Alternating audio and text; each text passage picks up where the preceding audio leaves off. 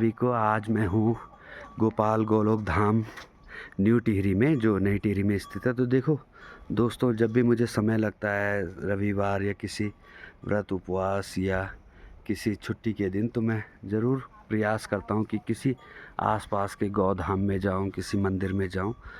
तो मुझे लगता है कि हम सबको ना गौ सेवा करनी चाहिए जितना हमारे सामर्थ्य है।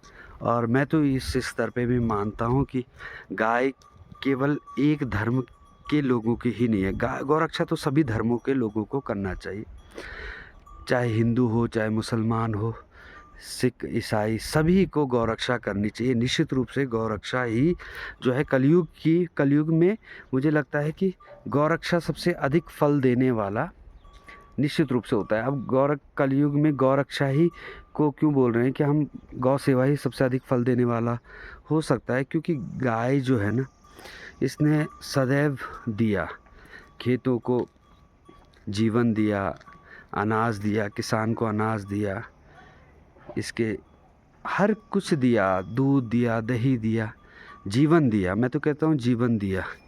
लेकिन हम लोगों ने जो इसका मूल था, जो गौरक्षा था, गौ का सम्मान, उसको ही हमने भुला दिया और इसको बहुत से दृष्टिकोण दे दिए।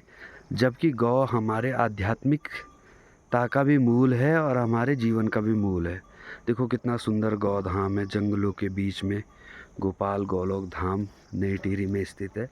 तो गौ सेवा, अभी तो देखो बड़ी गायें सब जंगल घास चरने जा रखी हैं, तो अभी छोटी गाय बछड़े आपको यहाँ दिखेंगे। तो मैं कह रहा था कि सभी धर्मों का मूल है गौ माता। अब कोई कह सकता है कि भाई गौरक्षा तो सिर्फ हिंदुओं का है, तो नहीं, ऐसा नहीं है। देखो गौ ने जब जीवन दिया, तो जो जीवन देती है, जैसे हवा है ना, तो हवा तो प्राण सभी को दे रहे हैं ना। जो जल है, जल तो जीवन सभी को दे रहा है ना। ऐसा तो नहीं है कि जल की सुरक्षा किसी एक धर्म के लोगों को करनी चाहिए। वास्तविक रूप से यह जीवन के स्रोत है। वैसे ही गौ भी जीवन का स्रोत है। जीवन का स्रोत इसीलिए नहीं है क्योंकि इसके दूध से हम जीवन पाते हैं, इसलिए भी है कि एक प्रकृति का रूप है ये गाय। गाय प्रकृति का रूप है और प्रकृति के हर रूप की रक्षा होनी ही चाहिए। और प्रकृति का रूप का तात्पर्य क्या है? प्रकृति क्या है? हमसे कुछ लेती थोड़ी है हमें कुछ देने के लिए। प्रकृति स्वतः ही, हम प्रकृति के समक्ष आ जाएं तो प्रकृति हमें सब खुद ही दे रही है। हम मांग नहीं रहे हैं। आप हवा नहीं मांग रहे हो पेड़ों से, आप नदी से जल नहीं मांग रहे हो, ठीक है, आप पेड़ से फल नहीं मांग रहे हो, तो वह स्वतः ही दे रहा है ना। स्वतः ही जीवन दायिनी है प्रकृति। वैसे ही गौ माता भी स्वतः।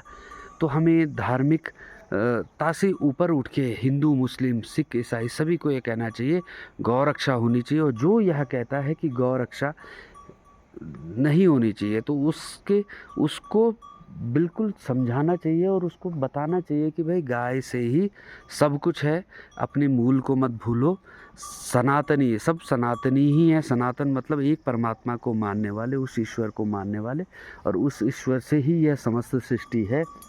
वही ईश्वर समस्त सृष्टि के रूप में विराजमान है। तो यह भावना हम रखें तो गौ सेवा करें।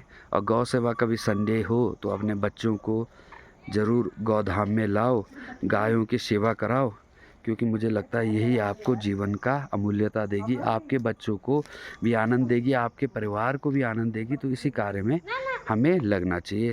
नमस्कार, प्रणाम।